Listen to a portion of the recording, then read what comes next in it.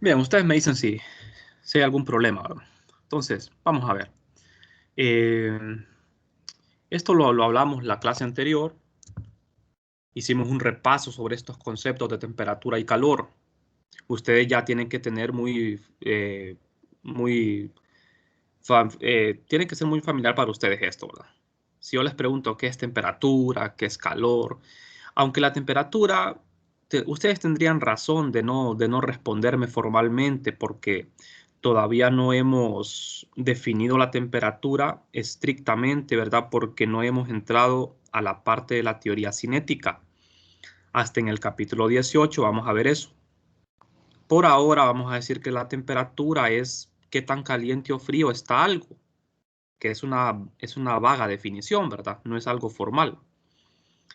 Entonces, me voy a ir directo a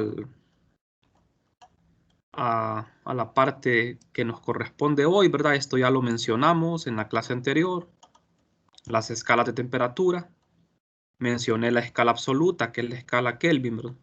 Les hablé sobre expansión lineal, expansión volumétrica. Entonces, vamos a pasar hoy a hablar un poco sobre lo que es el calor, la cantidad de calor. El calor es energía, ¿verdad? Así como estudiaron en física 100 la energía mecánica, la energía cinética y potencial, el calor es otra forma de energía. También se mide en joules. Entonces el calor se define como energía que es transferida de un cuerpo a otro a causa de una diferencia de temperatura.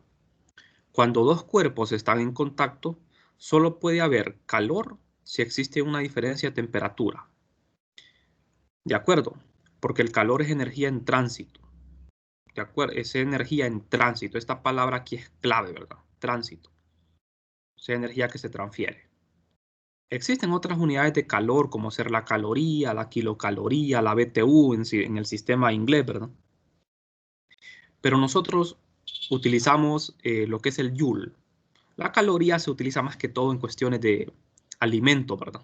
Una caloría equivale a 4.186 joules. El joules es una cantidad bien pequeña, ¿verdad? Por eso es que ustedes ven que una caloría es más de 4 veces un joule. Bueno, entonces el calor se representa con una letra Q mayúscula, así como lo ven acá, una letra Q. Y el calor específico, que es lo que vamos a definir, el calor específico nos dice la cantidad de energía necesaria para elevar la temperatura de una sustancia en 1 grado. Si queremos elevar la temperatura de una sustancia en 1 grado, ¿cuánto calor tenemos que agregar, verdad? Entonces a eso se le conoce como calor específico. La ecuación del calor específico es esta que ven acá. Masa de la sustancia por C, donde C es a lo que se le llama calor específico. Q se llama calor, ¿verdad? El calor específico es esta letra C minúscula. Y el delta T es el cambio de temperatura. Entonces, los calores específicos, jóvenes, dependen de cada sustancia. Para cada sustancia existe un valor diferente de C. En la tabla del libro pueden encontrar diferentes valores de C para varias sustancias. Las sustancias más comunes, ¿verdad?, que nosotros vamos a utilizar en clase son el agua, el vapor de agua, el hielo, el cobre, el aluminio, las sustancias muy comunes. Entonces, hay que tener presente esa tabla siempre, ¿verdad? En los problemas, para no tener que estar preguntando cuál es el calor específico de tal sustancia. Es mejor que la tengan a mano, ¿verdad? Esa tablita de valores. Las unidades de calor específico, acá la voy a mostrar, son joules entre kilogramo por Kelvin o también joules entre kilogramo por grado Celsius. Al Kelvin no se le dice grado Kelvin, ¿verdad? Solamente Kelvin. Cuando ustedes tengan un valor en joules entre kilogramo por Kelvin y lo quieren pasar a Celsius, no tienen que hacer conversión. Por ejemplo, el calor específico del agua líquida es 4190 joules entre kilogramo por Kelvin, o 4190 joules entre kilogramo por Celsius. No hay que hacer ninguna conversión. ¿Por qué razón? Porque la escala de temperatura Celsius y Kelvin tienen las mismas divisiones, o sea, la escala Kelvin está basada en la Celsius. La escala Celsius es la escala cotidiana, de uso cotidiano, y la escala Kelvin es la escala absoluta basada en la escala Celsius. Por eso no es necesario hacer esa conversión. Bueno, el calor específico, la ecuación esta que ven acá, se utiliza solo si el calor específico es constante, que no es cierto. Los calores específicos en la vida real dependen de la temperatura, son función de la temperatura. Entonces, si en un dado caso a mí se me dice, ¿verdad?, en un problema de que el calor específico depende de la temperatura, esta ecuación la voy a escribir así, como una ecuación diferencial. En vez de Q, escribo un D de Q. La masa no, porque la masa es constante. Esta no cambia. C, el calor específico, se escribe entre paréntesis una T. Ustedes saben a qué se refiere esto. Esto es C de T. Así como f de x, ¿verdad? F de x significa que f depende de x. Aquí c de t significa que c es función de t, que es temperatura, ¿verdad? No lo confundan con otra cosa, con periodo, ¿verdad? Que hay quienes que confunden esto con periodo, es temperatura. Puede depender de la temperatura, ¿verdad? El calor específico. Entonces, en ese caso, la ecuación quedaría escrita así.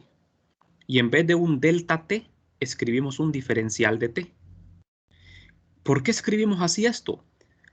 Porque para encontrar el calor, aquí tenemos que resolver la ecuación diferencial, tenemos que integrar. Se integra a ambos lados, no se asusten, ¿verdad? Que esto no es nada del otro mundo, esto es bien fácil. Se resuelve esto. La integral de esto es Q total, y acá la integral, para resolver esta integral, ustedes tienen que saber la función de C. O sea, en el problema les tienen que dar quién es C. C como función de la temperatura, así como una función f de x, ¿verdad? F de x igual a x cuadrado más 1 es una función. C de t, por ejemplo, puede ser 1 más t al cuadrado. Entonces ustedes sustituyen esa función acá y la integran en temperatura. Y tienen que poner los límites, la temperatura inicial a una temperatura final. Bueno, ahí cuando hagamos problemas ustedes van a ver, ¿verdad? Van a salir de dudas, por si las tienen, cómo aplicar esto. Entonces, creo que hasta aquí no hay nada nuevo, ¿o sí? Todo esto se supone que ya lo vieron en los videos, ¿verdad? No sé si hay algo nuevo para ustedes, porque si hay algo que no les quedó claro, podemos repetir algo, ¿verdad?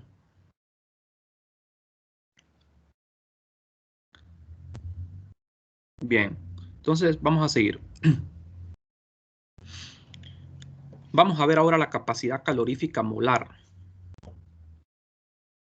La capacidad calorífica molar o calor específico molar es prácticamente, tiene la misma apariencia del calor específico, la definición de calor específico. Solo que aquí vamos a utilizar moles, número de moles en lugar de masa. Casi siempre en termodinámica se acostumbra a escribir las cantidades en función del número de moles en lugar de la masa. Es más apropiado porque el número de moles es mucho más grande. Cuando hablamos del número de moles estamos hablando de algo muy grande, ¿verdad? Porque si ustedes recuerdan, el mol, ¿verdad? Es una cantidad, es un número, el número de Avogadro, ¿verdad? Es una cantidad bastante grande que está relacionada con esto, el número de moles. La masa total de una sustancia que se mide en kilogramos se puede escribir en función del número de moles multiplicado por la masa molar. La masa mayúscula es masa molar, N, número de moles, y la masa minúscula es la masa total que se mide en kilogramos. Entonces, como ven acá, este es número de moles, masa molar. Las masas molares también se les llama peso molecular. En las tablas periódicas aparecen las masas molares de cada sustancia, de cada elemento. ¿De acuerdo? Pero hay que tener cuidado con eso, porque las masas molares que aparecen en las tablas periódicas son de cada elemento. Por ejemplo, ya dio una sustancia compuesta, como el agua, que no es un elemento puro. El agua está compuesta por una molécula, ¿verdad? Que tiene un átomo de oxígeno, 2 de hidrógeno. Entonces, en ese caso, la masa molar no la van a encontrar en la tabla periódica. Hay que buscarla aparte, ¿verdad? Entonces, lo que vamos a hacer aquí es expresar esta ecuación en función del número de moles, sustituyendo la masa aquí. Y tenemos esto, miren. Ahora, al multiplicar la masa molar por el calor específico, obtenemos una cantidad diferente que se llama capacidad calorífica molar o calor específico molar, que es una C mayúscula. Acuérdense bien de esto. La C mayúscula es capacidad calorífica y la C minúscula calor específico. Entonces la capacidad calorífica es masa molar por calor específico. La unidad de la capacidad calorífica es joules entre mol por Kelvin o joules entre mol por Celsius. La fórmula quedaría así. A esta fórmula se le llama capacidad calorífica molar. Número de moles por la capacidad calorífica por el delta de temperatura. No sé si hasta aquí hay alguna pregunta, jóvenes. Todo está claro hasta acá.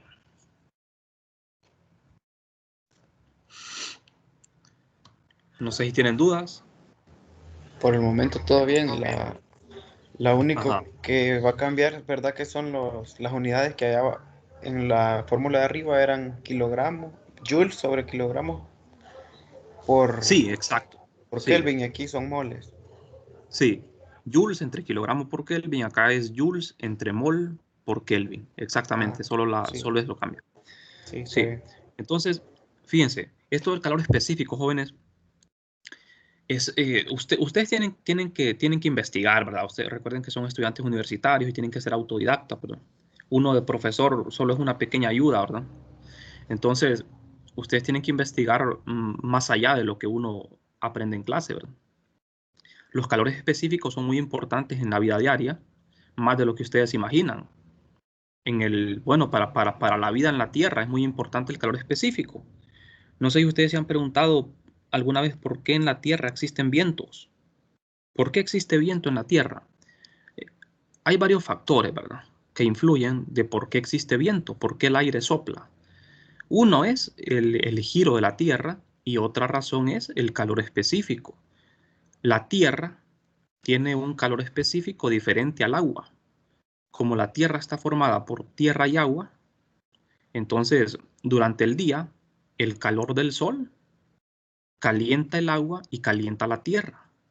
Ahora bien, ¿cuál es el significado físico de calor específico? No sé si ustedes vieron los videos, están en capacidad de responder. ¿Cuál es el significado físico del calor específico? ¿Qué significa esta C minúscula? ¿Qué significa? ¿A qué se refiere calor específico? ¿Quién me podría contestar?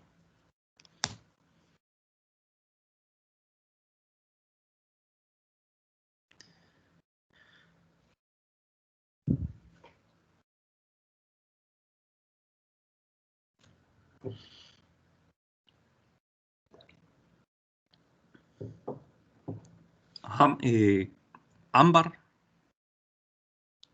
¿qué me podría decir sobre esa pregunta?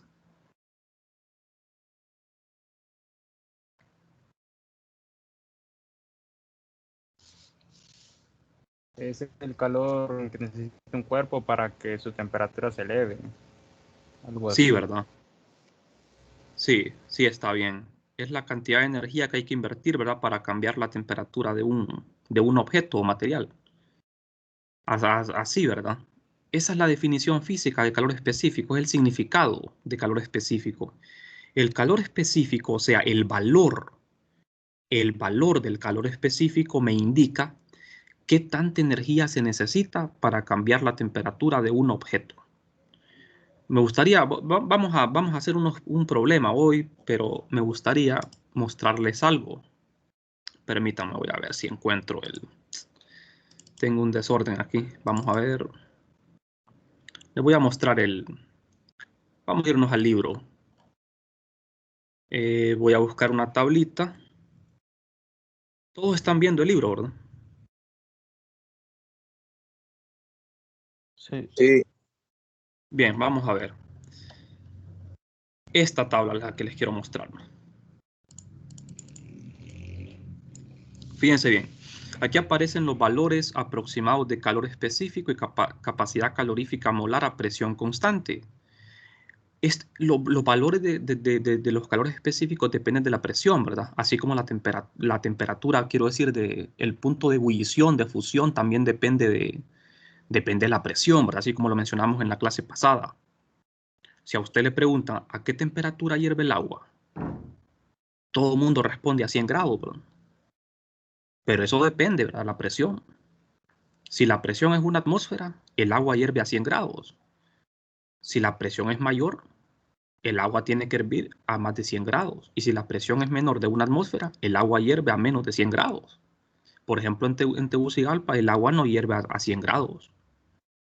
El agua tiene que hervir a menos de 100 grados, ¿verdad? Porque en Tegucigalpa estamos a una presión mucho menor que una atmósfera. La presión de una atmósfera es al nivel del mar, ¿verdad?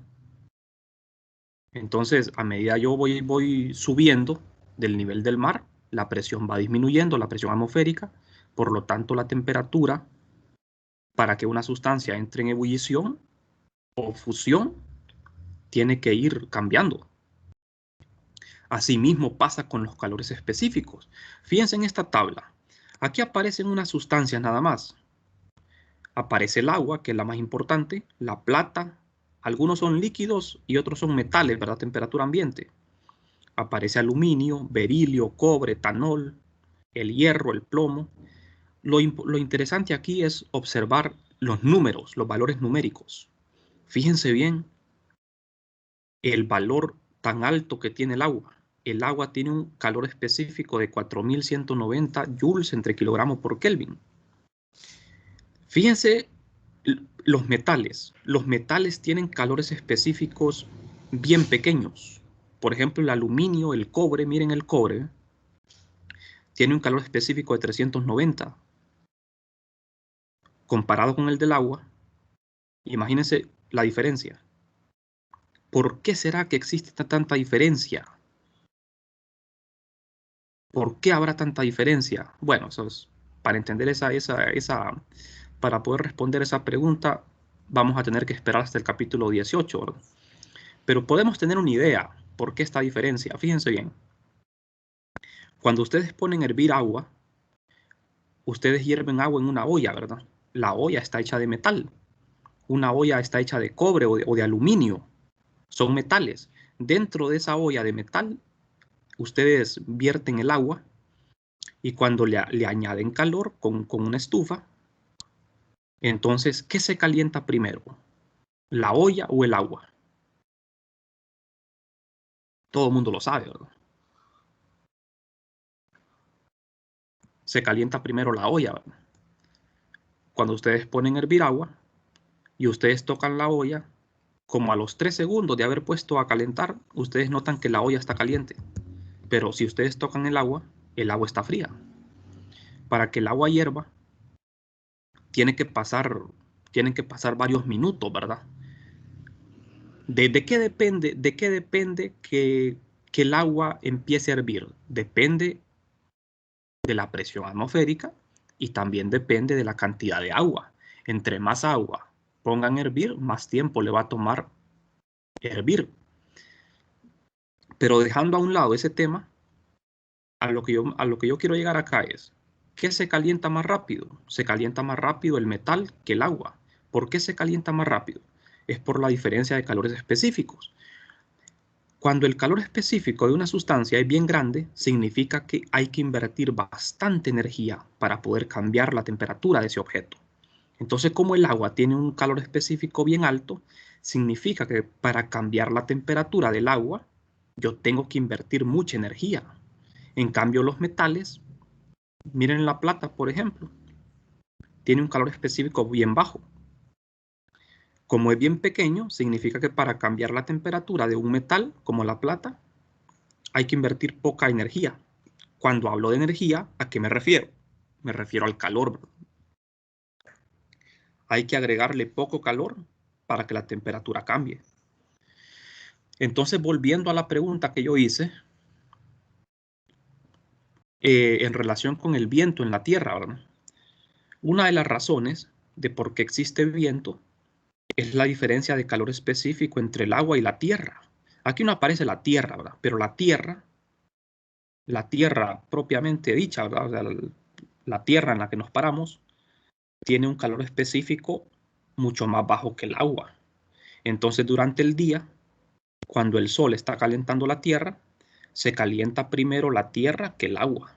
Entonces, el aire que está en contacto con la Tierra y el aire que está en contacto con la Tierra se calienta más que el aire que está en contacto con el agua.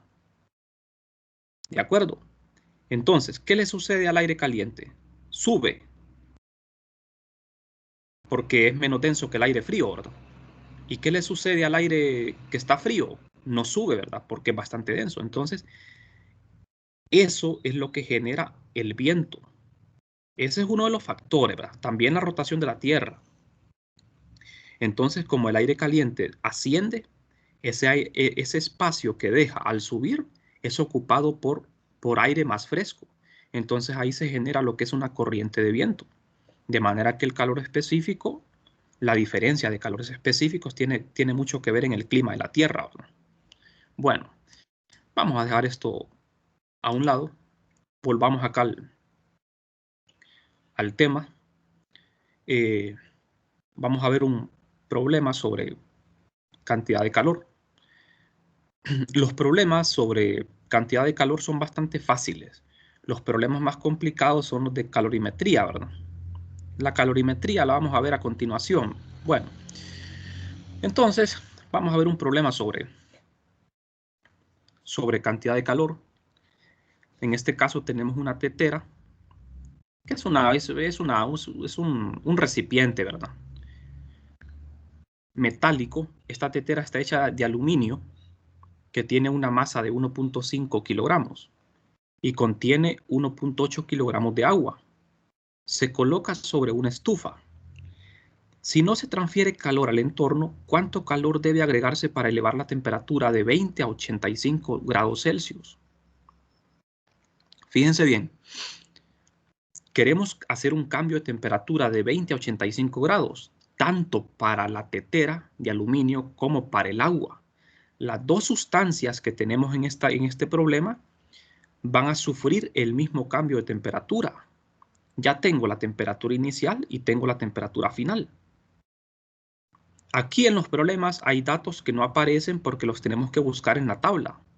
¿Qué datos tenemos que buscar en la tabla?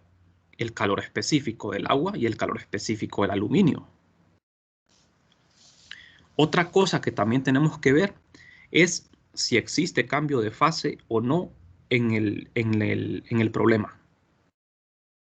En este caso, no existe cambio de fase. Cuando hablo de cambio de fase me refiero, ¿verdad?, a que toda sustancia puede estar en tres estados, ¿verdad? Sólido, líquido, gaseoso.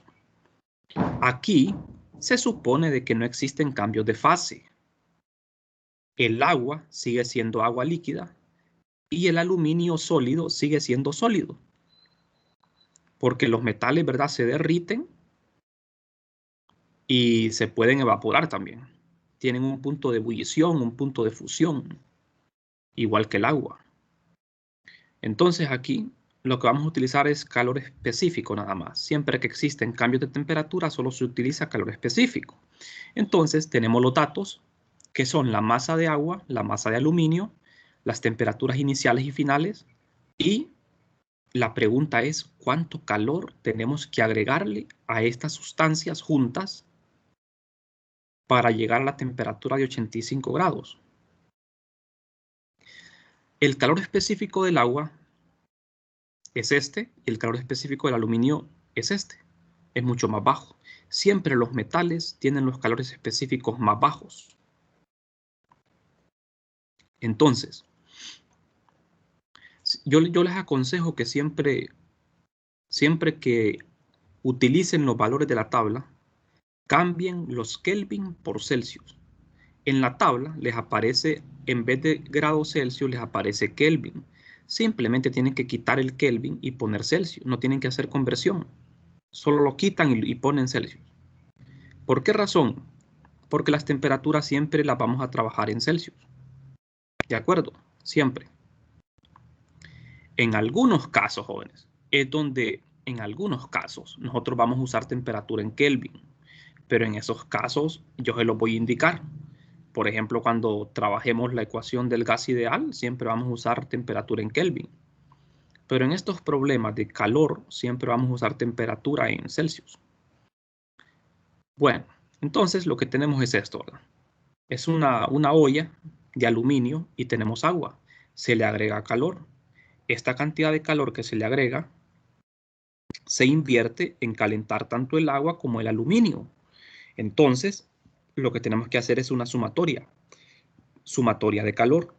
El calor que se le agrega al agua más el calor que se le agrega al aluminio, que no son iguales, porque los calores específicos son diferentes. Entonces, el calor específico del agua lo expresamos de esta forma: masa de agua por calor específico de agua por el cambio de temperatura. Lo mismo para el aluminio. Aquí tenemos que resaltar que los deltas T son iguales. Los cambios de temperatura son los mismos en ambos términos. Lo único que cambia en estos dos términos son calores específicos y las masas. Son diferentes. Entonces, calculamos los valores.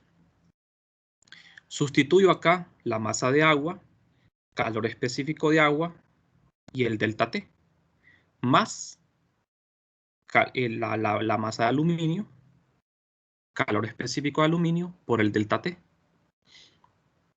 Aquí pueden factorizar el delta T, ¿verdad? Para no hacer tanta multiplicación, ¿verdad? Pueden factorizar este delta T para no trabajar tanto.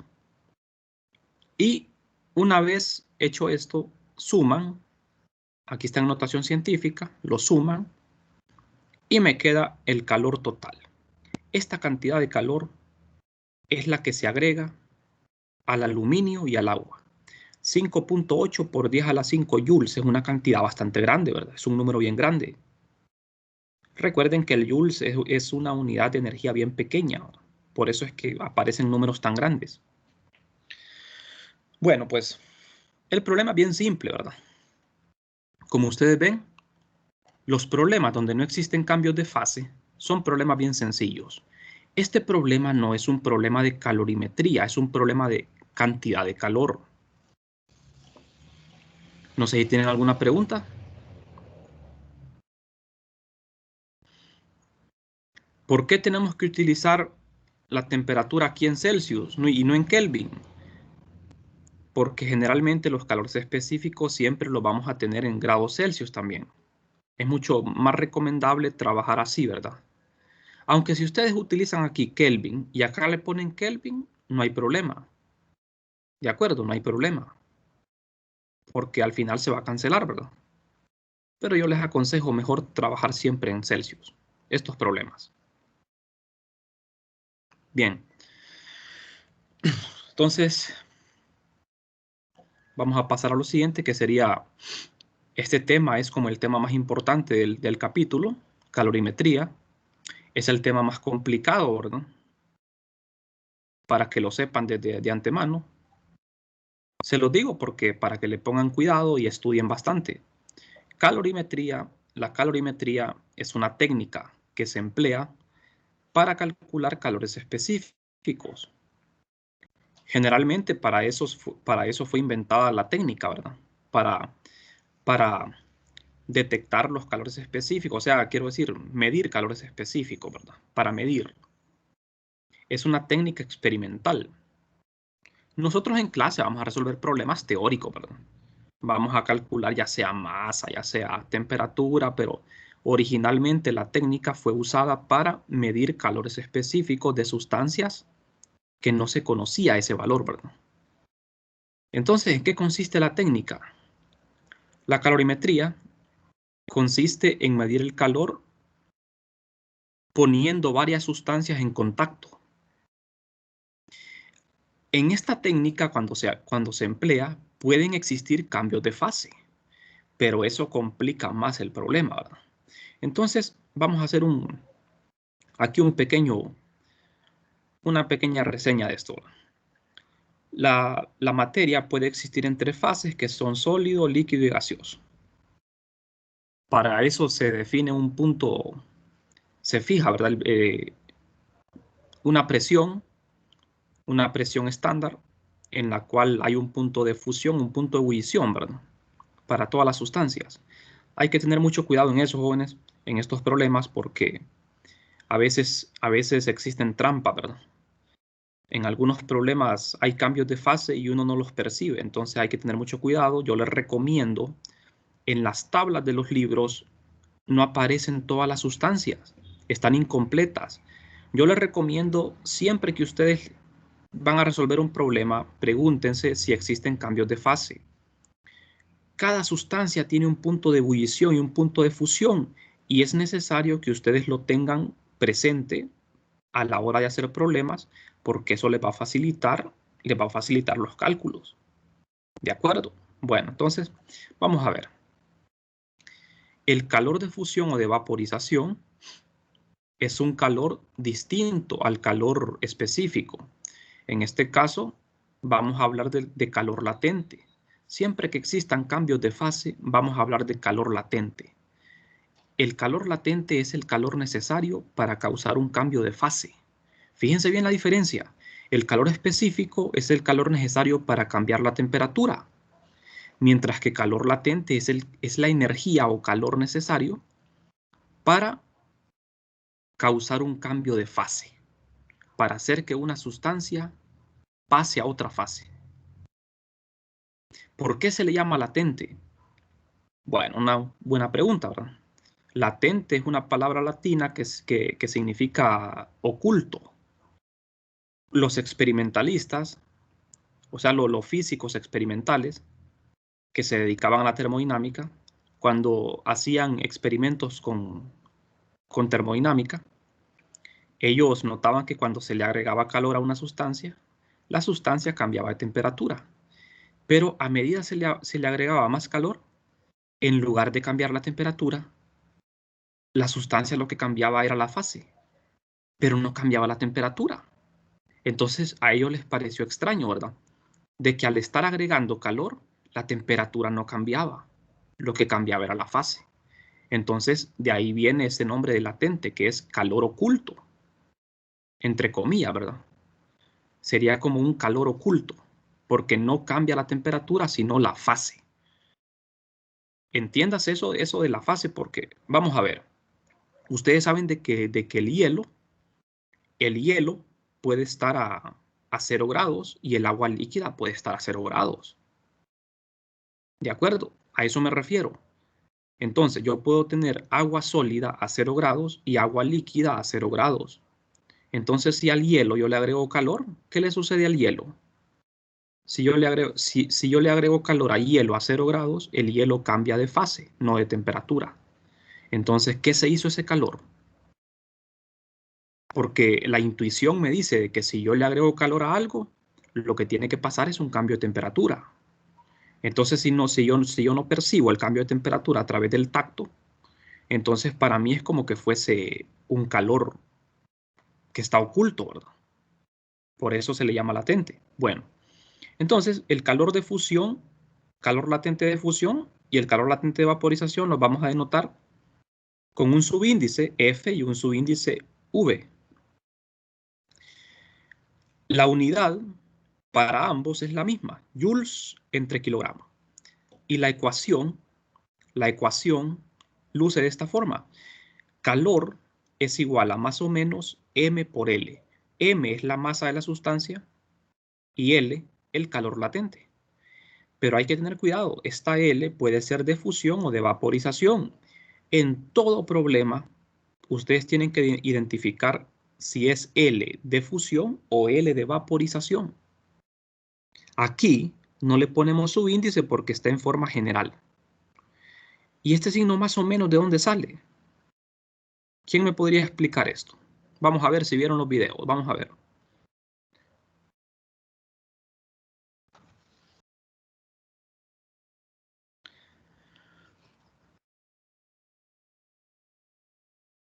¿Por qué este signo más o menos? Bueno, representa en el sentido en que va la energía, digamos, cambia de sólido a líquido, de líquido a sólido. Entonces, para sólido a líquido sería que se agregaría más energía y entonces pondríamos el más. De líquido a sólido sería que le quitaríamos energía, entonces sería el menos. Sí, exactamente. Exactamente así como lo dijo. ¿Cuál es su nombre? Terencio. Ajá, sí, exacto, así como lo dijo él, ¿verdad?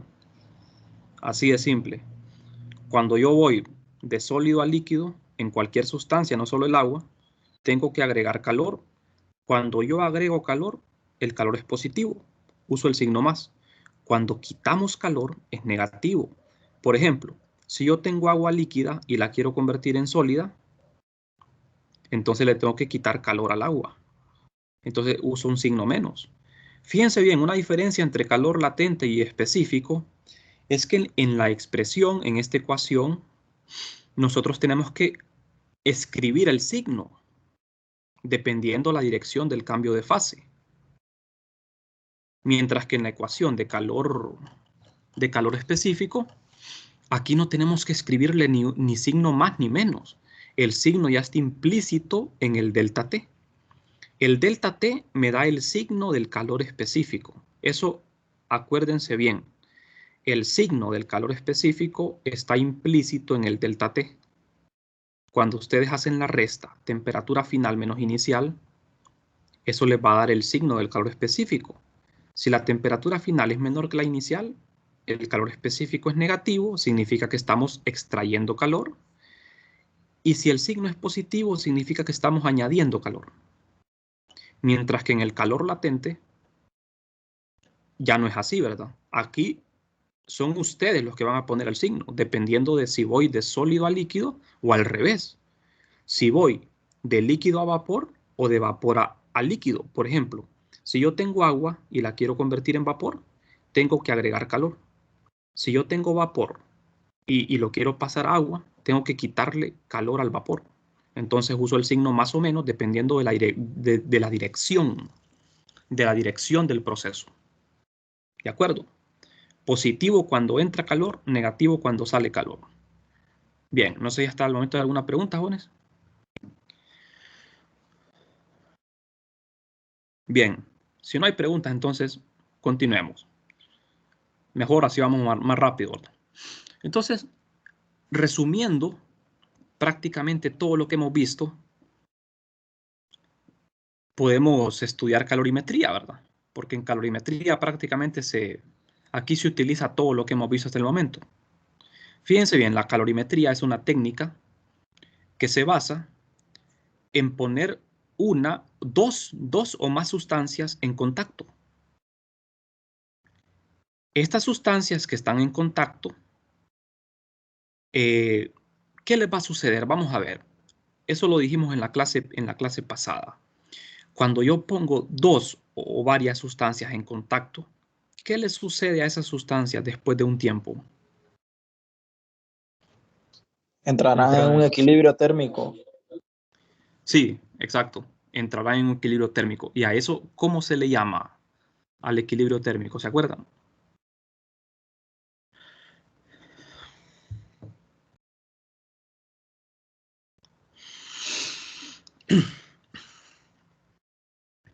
¿Alguien se acuerda cómo se le llama al equilibrio térmico? Eso La tiene un ley nombre. cero. La ley cero, ¿verdad? Exactamente. Exactamente. La ley cero de la termodinámica. Eso es el equilibrio térmico. Entonces, la calorimetría está basada en la ley cero. Yo pongo varias sustancias. Por ejemplo, aquí tengo un pedazo de cobre y tengo agua. El agua se encuentra a 80 grados inicialmente y el cobre a 20 grados inicialmente. Entonces, ¿qué sucede aquí? Por la ley cero, estas dos sustancias tienen que alcanzar el equilibrio térmico, o sea, tienen que quedar a la misma temperatura. Este termómetro se utiliza en los calorímetros. Al recipiente se le llama calorímetro. Es un recipiente que está térmicamente aislado. no intercambia calor con el entorno. De no ser así, la técnica no funcionaría, ¿verdad? Entonces, después de un cierto tiempo, cuando se alcance el equilibrio térmico, el termómetro va a señalar la temperatura del equilibrio, ¿de acuerdo? Entonces, ¿cómo es que funciona esta técnica? El calor ganado por una sustancia lo pierde otra sustancia. O sea, lo que una sustancia gana, la otra lo pierde. En suma, eso da cero. ¿De acuerdo? Aquí, por ejemplo, el agua está más caliente que el pedazo de cobre. Entonces, el agua le va a transferir calor al cobre, el cobre se va a calentar y el agua se va a enfriar. Ambos van a terminar en un estado de equilibrio, donde van a tener la misma temperatura. Pero eso es al cabo de un tiempo. Entonces, el agua pierde calor y el cobre gana. El cobre se calienta y el agua se enfría. Luego se alcanza el equilibrio térmico de acuerdo con la ley cero, la termodinámica. Entonces, vamos a ver. Sabemos de que calor específico se define así. Si en un problema de calor específico, de calorimetría quiero decir, no existen cambios de fase, solo vamos a hacer uso de calor específico. Ahora, puede ser de que en un problema de calorimetría también existan cambios de fase. Podría darse el caso, ¿verdad? De que hay problemas muy complejos de calorimetría, ¿verdad? Por eso yo les sugiero que le pongan mucho cuidado a este tema, porque yo creo que es el tema más difícil que vamos a ver en esta unidad. Podría ser de que el pedazo de cobre esté demasiado caliente. Si en vez de 20 grados este pedazo de cobre, yo lo vierto a 400 grados Celsius, ¿qué creen ustedes que pasaría?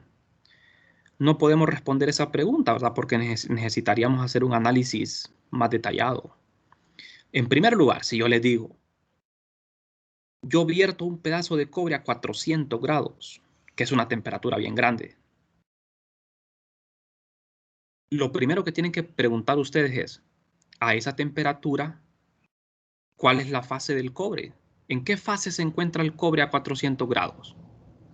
¿Sólido, líquido o gaseoso? Eso es lo primero que se tienen que preguntar. A 20 grados el cobre está en estado sólido. Casi todos los metales, ¿verdad? Solo existe un metal líquido a temperatura ambiente. ¿Cuál es? 20 grados es una temperatura ambiente, ¿verdad? El mercurio, ¿verdad? Es un metal líquido a temperatura ambiente. Pero la mayoría de metales están sólidos a temperatura ambiente. Entonces, si yo les digo a ustedes, este pedazo de cobre está a 400 grados, lo primero que tienen que hacer ustedes es buscar, irse a las tablas o a internet y buscar cuál es el punto de fusión y el punto de ebullición del cobre. Porque puede ser de que ese cobre que yo estoy echando aquí se encuentre fundido en estado líquido. Entonces hay que tener en cuenta eso, ¿verdad? Si en el proceso existen cambios de fase.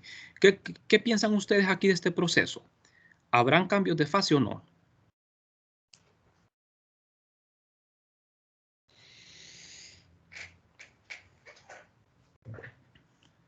La temperatura final, jóvenes, vamos a ver. La temperatura final, por intuición, ¿verdad? La termodinámica es bien intuitiva. Por intuición, la temperatura final se va a encontrar en medio de estas dos temperaturas, ¿verdad? Va a estar entre 20 y 80 grados Celsius. El agua se va a enfriar y el cobre se va a calentar, o sea que la temperatura tiene que ser mayor de 20 y menor de 80. O sea que en este intervalo de temperatura de 20 a 80 grados, el agua sigue siendo líquida y el cobre va a seguir siendo sólido. Entonces no existen cambios de fase. ¿Estamos de acuerdo, no? Entonces, como no hay cambios de fase, no vamos a utilizar calor latente, solo calor específico. Siempre que existan solo cambios de temperatura, solo se usa calor específico. Ahora, así como yo les planteé el problema, si este cobre hubiese estado a 400 grados, ahí sí puede ser de que parte del agua hierva. Habría un cambio de fase. Ese es un problema más complicado, ¿verdad?, de analizar. Entonces, este ejemplo que les doy aquí es un ejemplo, no es un problema, es un ejemplo bastante sencillo en el cual ocurren cambios de temperatura. Solo es para explicarles en qué consiste la técnica. La técnica de calorimetría se utilizaba para medir calores específicos. Por ejemplo, imagínense ustedes la situación siguiente. Hace mucho tiempo, hace varios siglos, un señor quería saber cuál era el calor específico del cobre. Él conocía el calor específico del agua, pero no el del cobre. Entonces, él tenía que conocer la masa de agua, la masa de cobre, la temperatura inicial de ambos y el calor específico del agua, para que la incógnita en la ecuación fuese el calor específico del cobre. Ahora, ¿de qué ecuación estoy hablando yo? Vamos a ver, la ecuación que vamos a emplear en calorimetría es esta. Suma de calor igual a 0. En algunos libros la ponen diferente, ¿verdad? Ponen calor ganado igual a calor perdido, pero yo prefiero usarla de esta forma. ¿A qué me refiero cuando escribo la ecuación así? A esto se le llama conservación de la energía, porque estoy diciendo de que la sumatoria de calor es igual a 0, o sea, el calor ganado más el calor perdido suma 0, de manera que la energía permanece constante. Ustedes en física sí, en verdad, les enseñaron de que la energía era energía cinética más potencial, pero aquí estamos viendo calor como otra forma de energía. ¿Qué pasa con la energía cinética y potencial? No aparecen aquí en la ecuación, ¿verdad? No aparecen porque no existen aquí. Aquí no existen energías cinéticas ni potenciales. Porque aquí ningún objeto se está moviendo con velocidad, no existe energía cinética y tampoco existe energía potencial porque suponemos de que este sistema está a una altura 0 con respecto a la superficie terrestre, de manera que ignoramos la energía cinética y potencial y solo tomamos en cuenta el calor como forma de energía. O sea que esta es la ecuación de conservación de la energía en la que se basa la técnica de calorimetría. ¿Estamos de acuerdo, verdad? No sé si los estoy confundiendo, jóvenes, o porque ustedes vieron los videos, no sé si tienen dudas. Entonces, en la ecuación, al aplicar la ecuación de calorimetría, el agua pierde calor, el cobre gana calor. Aunque el signo no se lo tenía que haber puesto yo, porque el signo está implícito en el delta T. ¿De acuerdo? El signo no hay que ponerlo. El signo está aquí en el delta T. Esta C que aparece en rojo es la incógnita. Es lo que yo voy a despejar. Vamos a despejar para C el calor específico del cobre, porque eso es lo que estamos buscando. La temperatura final, permítame, la temperatura final la mide el termómetro. Por eso es que se coloca un termómetro en el calorímetro. Porque el termómetro, después de que se alcance el equilibrio térmico, el termómetro me indica la temperatura final. Entonces, las temperaturas iniciales se conocen, las masas se conocen, el calor específico de una sustancia se tiene que conocer, porque de lo contrario tendría dos variables. En calorimetría, jóvenes, solo pueden tener una variable, porque solo vamos a tener una ecuación.